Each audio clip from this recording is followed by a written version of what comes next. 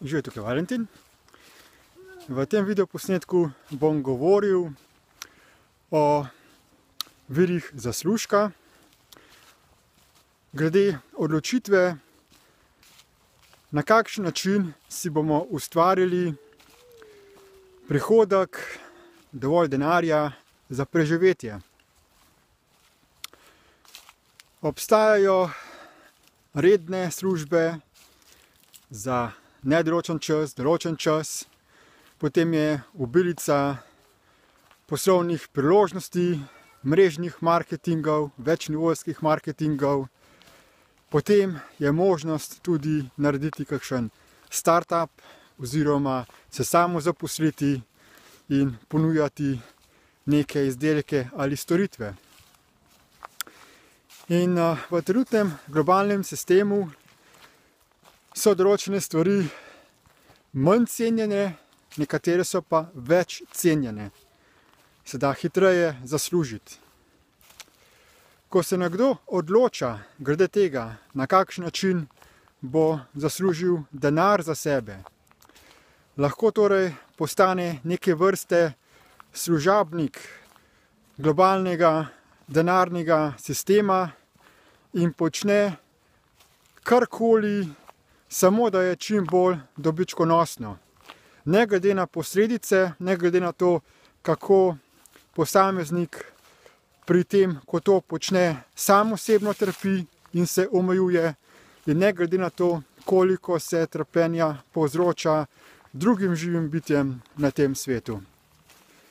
Potem pa lahko tudi razmislimo, kakšne so možnosti zaslužka, da hkrati lahko samega sebe čim bolj izživljamo, da se čim bolj pestro in svobodno izražamo in pa, da s tem tudi pripomoremo k izboljšanju kvalitete našega osebnega življenja in pa tudi življenja drugih živih bitij na tem planetu. Odsvetoval bi kakršnekoli priložnosti, ki so kratkoročne, ki samo ohranjajo sedanje stanje na svetu in posledično trpljenje. In predlagam, da vsak razmisli prvič, kaj resnično si trenutno želi, kakšno poslanstvo bo njegovega življenja. In vsak si lahko za ta namen predstavlja, da je na smrtni postelji in potem pogledaš nazaj in se vprašaš, kaj sem pustil za sabo, kakšno zapuščino, kako sem vplival na ta svet. In da se ne upošteva samo ljudi in da se ne ceni samo denarja, našega človeškega denarnega sistema, temveč da se obravnava vsa živa bitja kot enakovredna in enakopravna.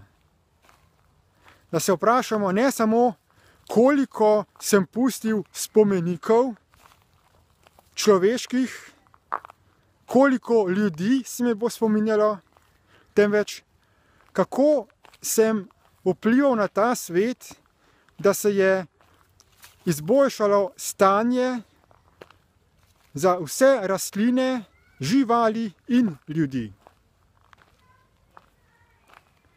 Z vsem se da na tem svetu preživeti. Karkoli se spomnimo, kakršnokoli idejo imamo, če smo dovolj strastni, zagnani, vztrajni, bomo pridobili dovolj pozornosti in dovolj podpore, da bomo to lahko uresničili. Zato se nikar ne zatirajte,